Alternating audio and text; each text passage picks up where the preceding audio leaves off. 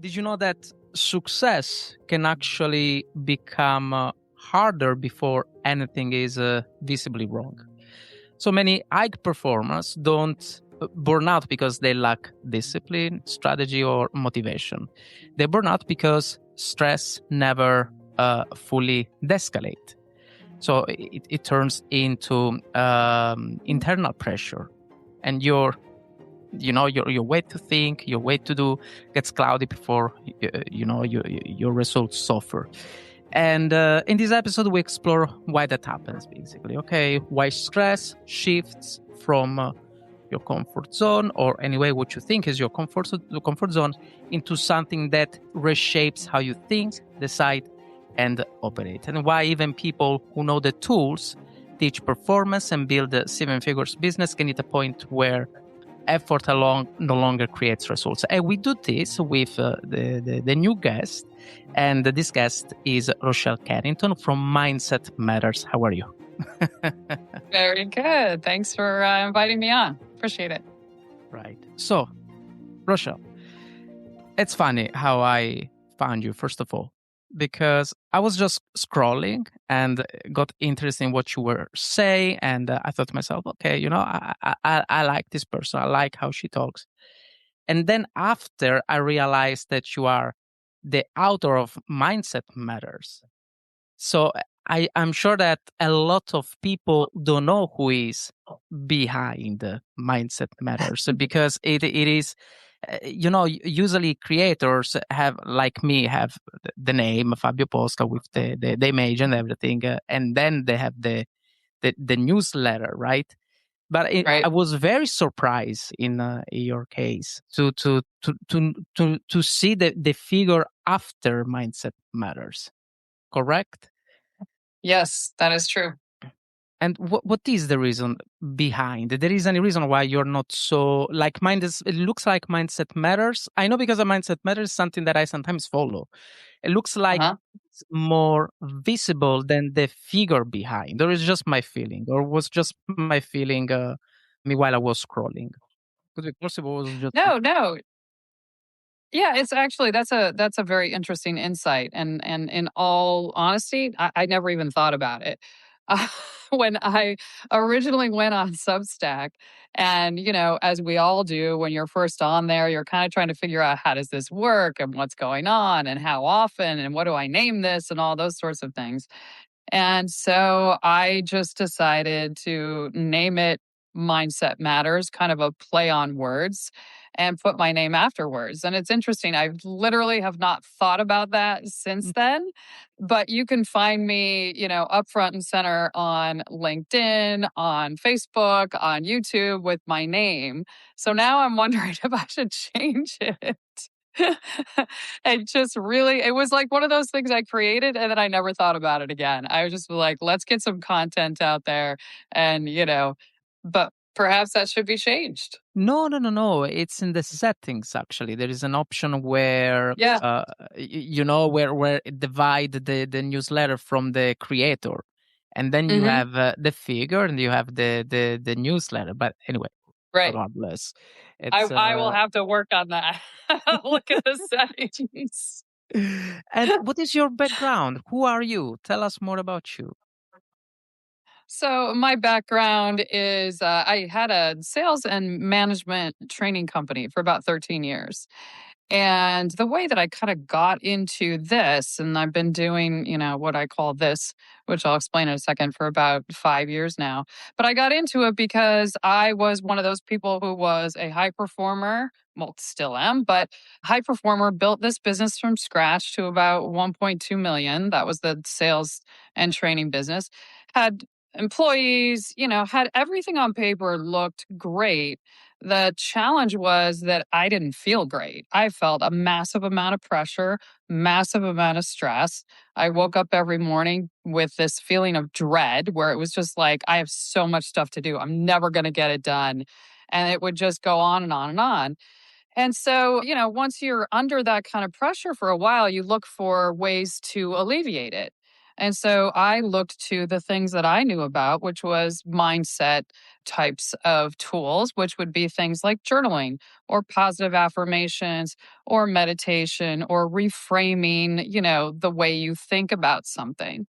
And those things helped a little bit, but they didn't solve the problem. So I would feel a little better and then I'd go back to that pressure again. And so I became, frustrated. And I thought there's got to be something else. I know I'm missing something. And I was kind of like, why can't I figure it out? I'm in, the training space. I should know this. So I did a lot of research and trying to figure out why the mindset stuff would help but not fix. And so I kind of went down the tunnel of neuroscience and learned that emotions drive thought, not the other way around, which is what we've all been taught is that thought comes first and then emotion and then actions and then results. The reality is emotion comes first, then thought, 350 milliseconds later, then you take an action or non action, and then you get a result. Well, if emotions are the things that drive results, then you have to start with emotions. So I went down that rabbit hole and I actually went and did some emotional release as a client because I was like, this has to stop. I can't handle this anymore. This is just like, it's too much. And I had an amazing experience through it. And I remember within 2 weeks, I woke up one morning and the dread was completely gone. And I was like, what happened? This feeling I got so used to for years is like not there anymore. And just everything started to change. And that's when I said, you know what, this is a tool, this is a methodology that people need to know about. That because it solves the root cause, it doesn't just fix symptoms. So that's how I got into this. And this is what we've been doing with founders and CEOs and business owners and senior executives for years now. This is very beautiful what you said, because I never thought about it so clearly, all right? But it makes sense. So everything is made of energy. Hmm? Correct. And Yes. same as emotions. So Yes. emotions create a certain amount of energy, and this energy has to be released and managed from Yes. something. So and then Yes. there is a trigger, and the triggers are our actions. So it makes totally sense. And it's also interesting the fact that you are driving, leading the people to learn what you actually understood during the years. So it's Right. it's very beautiful. And here I have my first question, right? So how do you recognize the moment when stress stops being temporary and starts interfering with performance, with your life, with your routine? Yeah, it's a great question. So you look for the symptoms, and the symptoms are usually things like you start procrastinating more, you're rereading emails, and it's just not really cognating. You're not sleeping well anymore. You kind of feel unmotivated, even though you're a motivated person. You just kind of feel like, I don't really feel like doing anything. Discipline starts to go away a little bit. For example, a lot of people we work with are very disciplined about working out, and then suddenly they stop and they're like, I know I should. I just have no energy. I'm tired. And the clarity and the focus that I used to have is gone. It's really hard to make decisions. I used to make them quickly, and now I doubt myself. And so it's just a lot of mental noise that goes on. And those are all symptoms that your nervous system is overloaded with that internal pressure of stress. So, those are the things that are going to show you that there's something bigger because it's continuous. When you've got continuous internal pressure or continuous stress or anxiety, that's your body telling you there's something going on that needs to be released. Think about it like you've been pouring water into a bucket for years and years and years and years, and you hit a point where that bucket is overflowing. And what needs to happen is the drain's got to be pulled out of that bucket to let all the water out and let your body reset, because it's not that you lack skills, it's that the stress has clouded all of them and is not allowing you to access that. That's very, very beautiful. Also, this example, I love it. And talking about, you mentioned internal pressure. It's something that you Yes. mentioned. I also read a couple of your articles before this live, and you mentioned internal pressure a lot, right? But Yes. that's how Yes. you felt during the years, as I understood, correct? Well, internal pressure are those feelings that are constant, where either you've just got high stress, you've got a lot of anxiety and thinking about the future. When you wake up in the morning, it's kind of the heavy feeling that you can get sometimes where you're just like, I dread doing this, or it just everything feels harder than it should be. That's really where you know that you've got that internal pressure. Or, again, you can look at you get frustrated really easily or you blow up about something that, you kind of go like, well, that I should, in the aftermath, you're like, sorry, I didn't mean that wasn't like such a big deal, but I blew up anyway. Or sometimes people just, they cry a lot on little things will trigger crying. And those are all the things, the system just keeps going up and up and up. And it's just getting harder and harder because what's happening is your nervous system, which is where, your emotions are held in your subconscious, and your nervous system and your subconscious work together. So your nervous system is regulating what that subconscious, what it's feeling. And when your nervous system, which is there to keep you alive, it's looking for threat all the time, all day long. It's just like, do we have any threats that will, from your nervous system standpoint point of view, harm you? Well, when you've got a lot of internal stress or pressure going on, that signals your nervous system that you're under threat. And when you're under threat, your logic, your conscious mind does not work very well. And so your nervous system will constantly try to pull you back and pull you back and pull you back. So that's really that what I mean by internal load. And your nervous system is doing exactly what it's designed to do, protect you, but the problem is it just sees everything as a threat. And that's where people really start to, again, feel like, why is everything so much harder than it should be? I know what to do, but it just feels so hard. It's like I'm pulling, a boulder uphill and, it's just so difficult. You already anticipate my questions, because it was like, what actually changed inside someone when stress never really shuts off? So it was perfectly answered. Even you, I didn't, I wasn't asking yet. But now my listening to your story reflection, I was thinking. So, what are the best three methods in your opinion, to de-escalate the stress in a way to, to diminish this an internal pressure?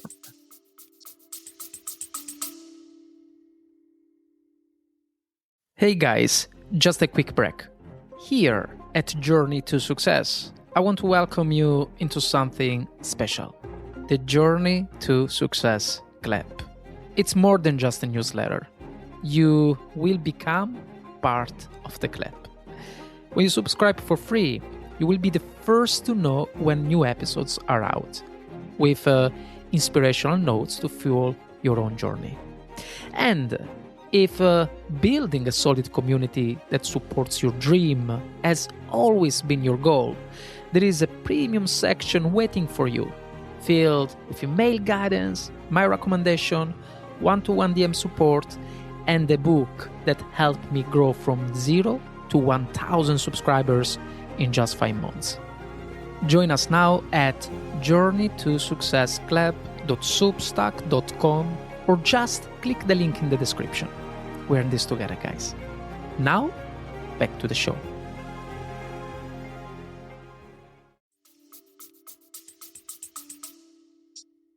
Yeah, well, the very best way to eliminate it is to do emotional release. And that's going to take, you've got to work with somebody to be able to do that, where they can walk you through, it's really wording and protocols to release the emotions out of your system. And again, that's like pulling that plug. So that's the best way. But something that you can really do on your own is because a lot of people feel, what we would label as stress or anxiety. And the challenge with that is that we have a tendency, we're here in the present, and we all have a tendency to either live in the past. We go over and over and over these past, experiences, stories. We tell them, we live them, we feel them, we think about them, or we live in the future where we're like, oh my gosh, what's going to happen if? Well, anytime you're living in one of these two areas, you're going to cause stress and anxiety in yourself. So, one of the most important things is to bring yourself back to present.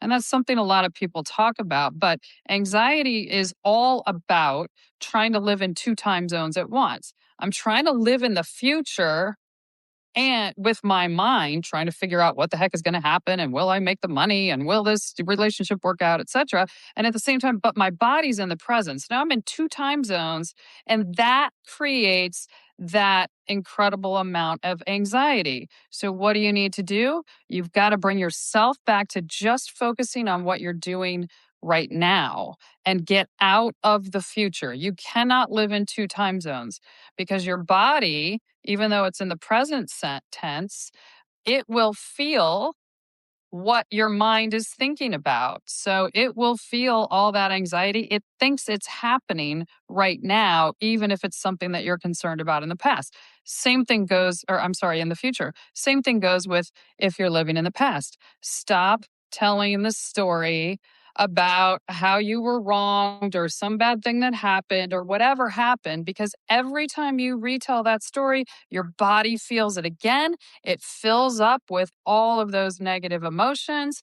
And the very thing that you're trying to get rid of, which is that, feeling associated with that bad past event, you brought up and you've just recreated again. And that again is just creating this pressure on top of each other over and over. So sometimes it's a little bit, easier said than done, but you gotta just pull yourself back to the future, or I'm sorry, the present. What are you focused on now? Where are you right now? What are you doing right now? And stay out of these other time zones. It's funny because I actually talked about this, this topic about present and future, and I never considered the past, but of course, it reflects also, the past as well. Basically, what you say and what I say, though, also, I don't remember, was one of my episodes, is that we project ourselves to our future when we have a goal, right? And it's okay, it's normal, but this requests a lot of energy from us, correct? Yes. So we need to be aware to how much energy we spend, because if we spend too much, then the gap that we create, it's a gap full of stress and friction. That's what happened, basically. And then yes, then it's the the farther you go, the harder is to go back, Right. So yeah, makes totally sense what you say. And something that I didn't reflect when I made this episode is making the example to the past as well, because of course it's the same. The moment that you think, oh my god, what I did, what a drama I create, you just Right. you just consuming energy on a reflection that something already happened, Correct. instead to Your use your that. body. Yeah. Yeah, no, I was just going to say, to your point, your body doesn't know whether you're in the past or the future. It just feels it. And so if it feels it and you're re-experiencing something that happened in the past, then you will feel those same feelings and your body just thinks it's happening all over again. If you're going to go to the past, go to a great story. Go to something that was super fun, super peaceful. You were laughing, you had a great time. If you're going to relive something, those are the ones you want to relive. Then get your body in that feeling of, let's say happiness or peace, and then go do your work. And you'll do that from a much better energetic state than if you go back to, oh, I regret that I did this and I did that. And if I'd only known, and, all of those sorts of things that we have a tendency to do when we look at the past. You made the best decision you could with the information you had when you made that decision, a month ago or 3 years ago or 20 years ago. You didn't know any better, you didn't try to screw it up, but you can't judge what you know now and the decision you made 10 years ago because you're not the same person. Correct. Yeah, totally. And Rochelle, just a small break. We reach already 20 minutes. Is there anything you like to mm, promote basically to the community? So what is your job? How can you help the people about it? Well, what we do is, again, we work with founders and CEOs and executives and business owners, and we help them, people who are already successful, but just got to that feeling where everything feels harder than it should. And what we do is we work with them to do all of those emotional releases. We do it very quickly. Once you do it, it stays. You don't have to redo, and it's not about reliving stories or telling what happened in the past. We don't know anything that happened in the past with our clients because we don't want them reliving those things. So, if anyone's interested in more of that, they can certainly reach out to me on Mindset Matters. Or we also I created a webinar. It's about 35 minutes. It's free. And it really explains the neuroscience behind why these feelings happen. And sometimes just understanding that, like, why am I feeling this way? It's not because there's something wrong with you. It's not because you're a problem. It's not because, you've got some situation where your brain isn't working correctly. It's just because your nervous system is on threat and it just needs to, learn how to stand down. So if you want to learn more about that, we've got the free webinar that we can send to people as well. Cool. It's just matter of frequency at the end of the story. It's when we are too much out of the binary, out of the frequency, we feel disconnected with ourselves. And basically what you should do, as I understood, is make sure that you are again a whole piece together, correct? Yes. Yes. Beautiful. Nice. And going back to our questions, Rochelle, do you feel comfortable? Are you still happy? Actually, all Sure. good? Yeah. Absolutely. Super, Absolutely. I super, love talking about all of this. super. Oh yeah. I noticed I when can geek out on this all day long. I noticed when I was scrolling and it was you that you were talking. I was like, oh, she's like me. Good. So perfect. And all right. So high performers usually respond to the stress and the friction by pushing harder, and the change strategy. In my case, I'm talking about years ago when I did not achieve the level of maturity that I have today. I used to change a lot of strategies, I used to do this Yes. and then that didn't work and then change that. Of course, that's not good. That's just a reaction of your stress, the stress behind, but still, and I can also talk personally, as I can make an example right now. When I have too many projects, I have a lot to do. Still, I tend to push hard. This is literally my nature. And then there is a moment that I say myself, you know what, Fabio, you need to go back because now you are exaggerating too much. And then I go back, right? So, but my question is, why does pushing harder make things worse sometimes? And it depends also at which stage. Right. So, we all have really kind of been conditioned that pushing, that pressure, self pressure is good. And a lot of high performers believe that that is their fuel, that if I am the one who can go longer, go harder, and it really feeds the ego to kind of have that idea. I know I certainly had that many years ago before I discovered all of this. The challenge, the real thing is that the pressure that you put on yourself is not fuel. It actually becomes drag.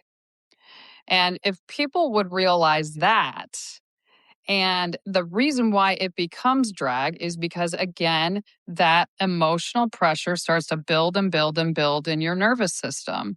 And you can only push for so long until you just can't do it anymore. And that's when people will suddenly get sick. They get the flu, they get, a cold, something that will get them to stop, or they're just highly fatigued. And so you can do that for a while, but your body will tell you no at some point, because long term pressure does not help. It can help in short term, and discipline is great and willpower is great, but we all know it is also limited. No one has enough willpower and discipline to push through everything, no matter what you hear on the internet, no matter what you hear on any of the social sites. They just don't. Your body will break down. And so rather than trying to do that, we really want to help people have effortless work. When your nervous system feels calm and it's not looking for threat, the work that you do that you're already good at is effortless. It's that idea that, athletes talk a lot about being in the zone. That's what it is. That doesn't take being in the zone is not taking pressure and pushing yourself and forcing yourself to do something. It is doing something because you love it, you're good at it, it feels great. And then when you're tired or when you're finished, you go and you do something else. So the pressure is just, it really is a lie that we've been told that somehow that's helpful to us. And it absolutely is not from nervous system standpoint. And again, your nervous system is running you. So it's something to pay attention to. Beautiful. But how can you prevent the point where you reach that amount of stress that trigger internal pressure? So how can you prevent it, in your opinion? Well, the ultimate prevention. So we have a lot of different things that we've been taught through the years that will help to manage it. So you can manage stress with things like positive affirmations, going for a walk, going on vacation, etc. Those are all management tools, but the stress will always come back. And so the only way to actually completely prevent it and get rid of it is to release all of those emotions, is to go through some sort of emotional release process.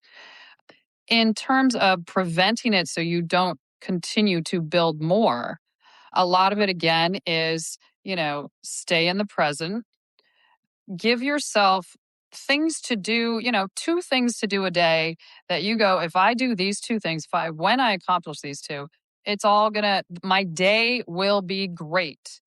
And not continue to push yourself night after night after night. Now, if you're starting a new business, and everything's new, sometimes those are things that are done, but you got to give yourself and you got to give your body some breaks so that the stress loop can close and not remain open. When it remains open, that's when it just adds another one and another one and another one. And that's when that internal pressure, continues to go and go and go. So you've got to make sure that if you're going to, if you're feeling that stress, okay, go ahead and feel it, but then you've got to release it. And a lot of breathing techniques you can do helping to release those things as well.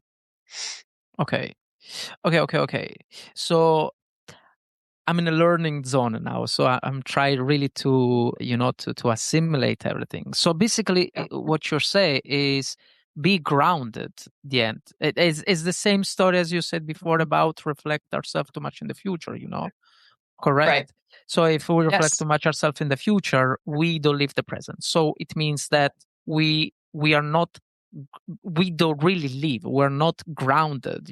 So we don't watch the TV with the intention to watch the TV. We don't make a coffee with the intention to make a coffee. We're just too much in the future.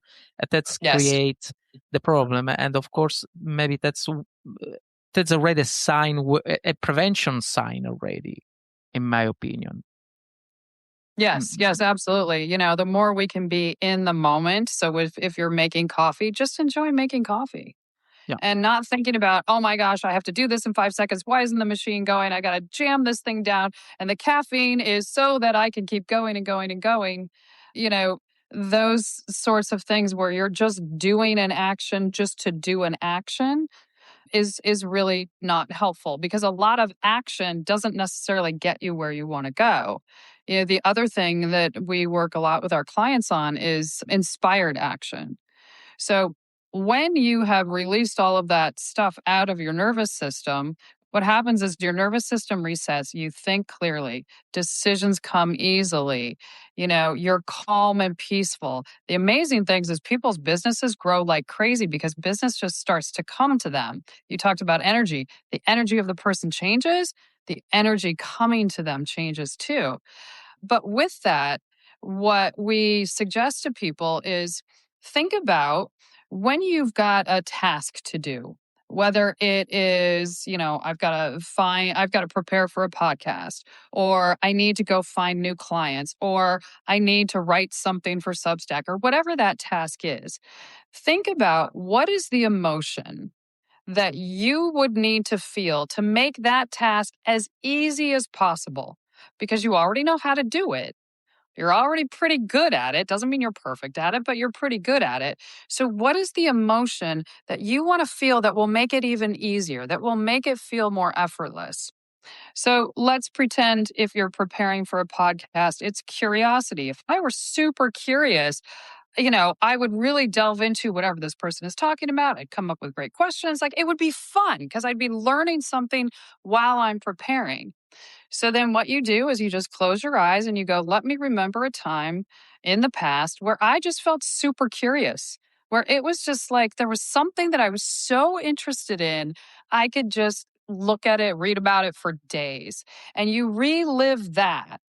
As you relive that, as we discussed, you will feel curiosity, that emotion in your body. Once you feel it and it has overtaken your body, you try to feel that as high as you possibly can. Then you open your eyes and then you go prepare for your podcast. And that puts you in an emotional state that is going to be helpful, because now you're like, oh, this is going to be fun versus, oh man, I'm so tired. I mean, I know I got to do this. I want to do it, but like, I've had a full day, So think about the emotion first, and that will help everything be effortless. And it's a great tool. Anybody can do that because we've all had, a lot of wonderful positive experiences in the past as well. And that will help you do that task so much better. Like, totally in line. I was also thinking, I don't want to be repetitive, but it's truly a matter of energy. Yes. And the more you are in your comfort zone, the more you are in the flow, the more you gain energy from it. It doesn't matter then how many hours you do, how many hours you work. So Right. as much as whatever you do gives you energy, it's great. And to connect with your reflections, for example, in my case, I didn't do host guest for, I think, 1 year or 1.5 years, because somehow there was a moment that was drying me. So I knew that I like the podcast. I knew that I was still, I want to go forward with the podcasting. But then I say to myself, you know what? I would like to pause a little bit to do solo podcasting. The funny thing is that I used to prepare for more than a year my solo podcasting. So I used to write on my own script. Also because, as you notice, I am not an English mother tongue. And I always like to deliver the best approach as possible to my community. So I used to write around 2,500 words. So I used to do I still do on my own script to talk with my community.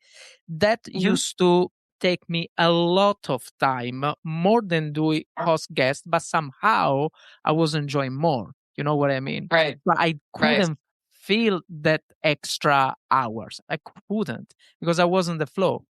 So yeah. Right. Yeah, So, absolutely. yeah. It's all about alignment. Yeah. It's really when you're aligning the way you feel with what you're doing, what that task is, the task becomes much, much easier, and you can do it a lot faster too. So, and what we find with our clients is they don't have to work as much. all that time where they were spending like pushing, work harder, work more, they actually get to work less and they get better results. And, you know, who wouldn't want that? I mean, that's really how life should be, not this big stress ball of pressure and everything's hard and, I have to be in pain all the time.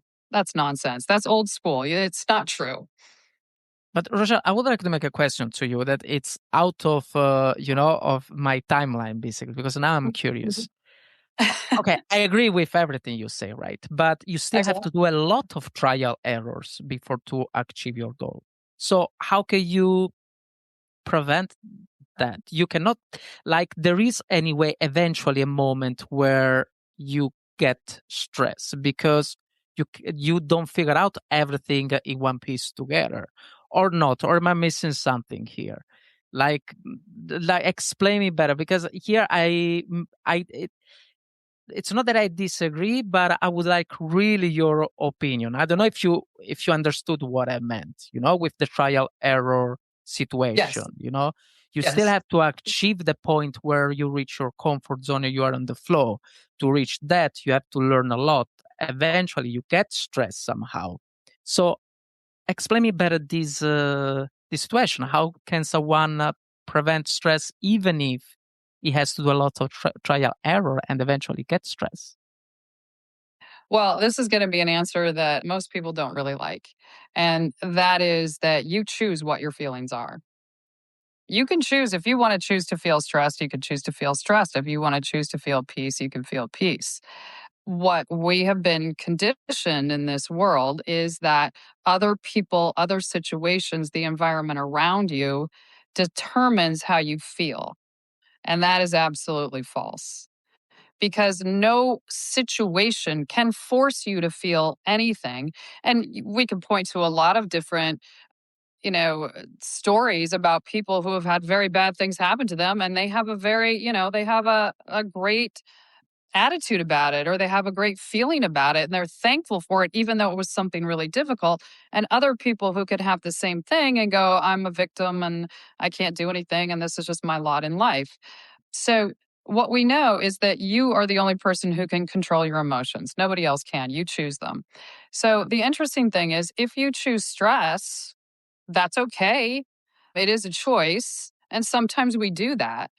But the alternative is you can also choose something else.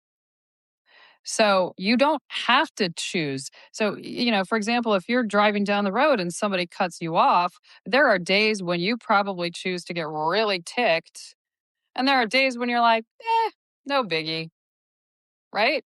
And it all depends on what you're feeling at that moment. Are you late? Are you annoyed from something else? All those sorts of things.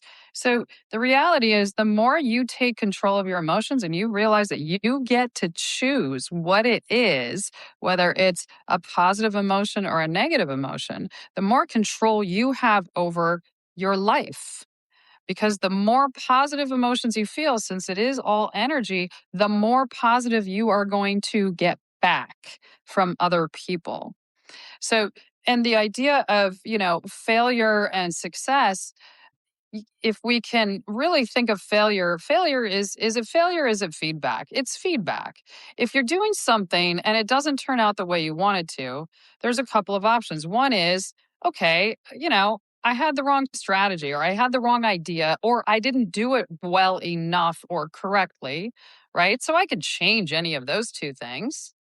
And what do I need to learn from that to be able to move on to the next thing? There's always a redo of some sort. You can't redo the exact thing, but you take the lesson from that and you just go, okay, well, let me try it a different way now. Or maybe that was completely wrong. Thank goodness I figured that out quickly.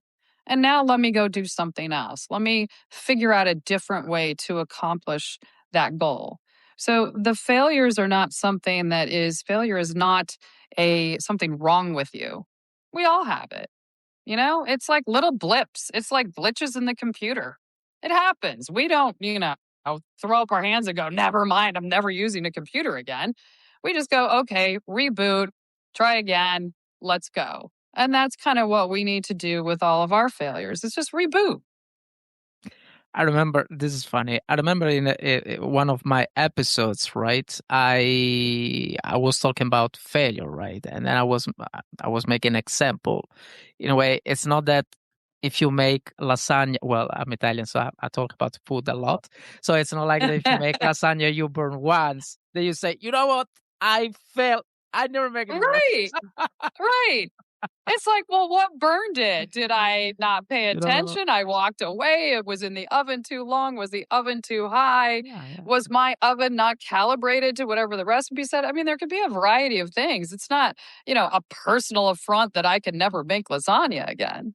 Yeah. It's literally feedback, and as I always say, is a teacher. Failure is just a Yes. teacher who silently teach you the wrong things, and then you have to figure out how to, to correct. And that's it. That's what is Right. failure, in my opinion. Actually, I'm very happy that we have right now 50 people, and we reach naturally this word, it's so is a word as a lot of hatred. Like a lot of people fear this word, right? They shouldn't, Yes. Yes. and they shouldn't for real, because the more you fail, the more you correct yourself, and the more you achieve your goal. And actually, the more you fail, the fastest you understand how to, to correct the mistake. Let's say the misstep, and Right. the farther you can go, to reach your success. So yeah, Right. And and one other yeah, thing I would add there tell me. is it's the action that failed, not you as a person. So Yeah, whatever the action was that you took that led to the result that you didn't really want, the lasagna burning, you just go, okay, well, what's the action the next time I do this? What action should change? It's not about you. So the challenge is we have a tendency to get our ego involved and we go, oh, it's about me. I'm a failure. I can't do anything. Well, that's just absolutely false.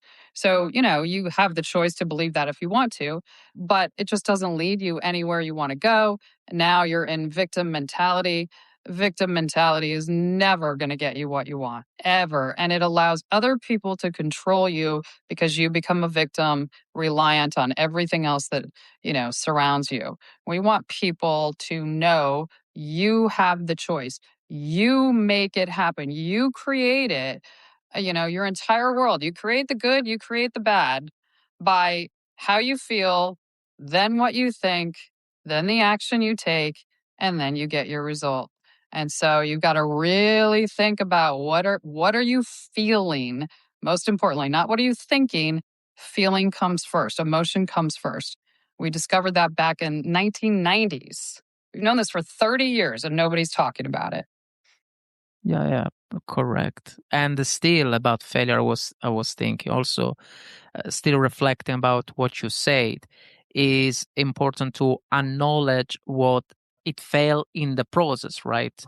But Yes. it doesn't mean that you are a failure. It's important to Right. acknowledge that something failed, because also this is another problem. Sometimes people say, "Oh no, this is good." No, no, this is not good. If the lasagna is burn, it's burn. It's like, no, it's Pull no, the top off and no, try to eat that's not underneath. good. So We it's can be honest and just say it's be not honest. good. So you can acknowledge, you can take also criticism from the people, and not that you have to believe 100% of what the people say, but still reflect, Right. and then still correct the missteps to understand how to reach better your goal, your success. And I have another two questions for you, and then we can Okay. wrap it up. Mhm. From your perspective, what is the difference between healthy effort? Actually, you answered me to this question already, but just if you like to highlight for me again, healthy effort and effort that's driven by unresolved pressure. So, healthy effort again is when you have the positive feeling that is driving that effort. You've got inspired action. That is going to be healthy effort. It's not doing something just to do it.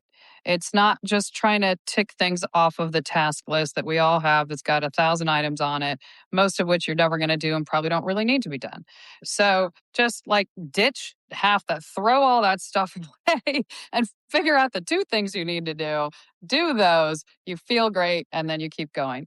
The pressure comes when it's like, I have to keep going, even though I feel exhausted, my mind's not clear anymore, I'm slower in what I'm doing. That's your sign that says, you know what, you got to be done for the day. You just got to be done and take a break, and then you can always come back.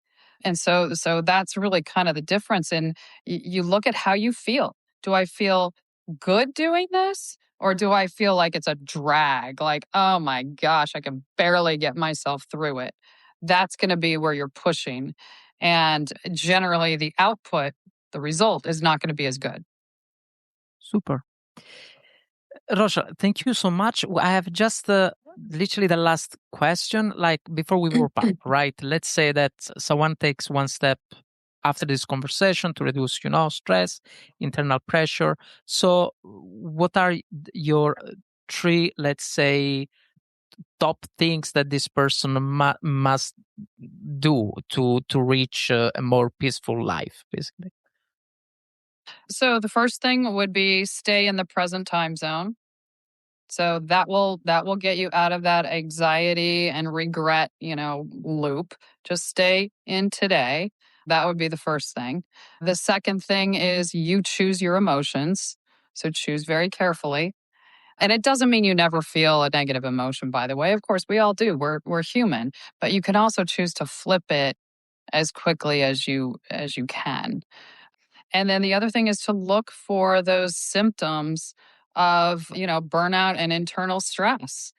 Watch what your body tells you everything.